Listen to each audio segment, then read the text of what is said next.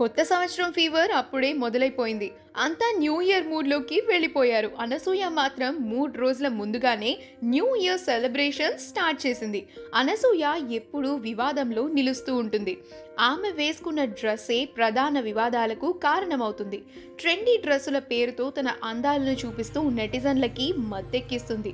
కానీ చాలామంది నెటిజన్లు ఆమెను వల్గర్గా బూతులు తిడుతూ ఉంటారు. మరికొంతమంది ఆమె అందాన్ని పొగుడుతూ ఉంటారు, ఆకాశానికి ఎత్తేస్తూ ఉంటారు. ఏదేమైనా సెక్సీ యాంకర్ అనసూయ ప్రతి వారం టాక్ ఆఫ్ ది స్పెషల్ మీడియాగా నిలుస్తుందని చెప్పడంలో అతిశయోక్తి లేదు. అయితే తాజాగా ఈ అమ్మడు షేర్ చేసిన మరొక ఫోటో వైరల్గా మారింది.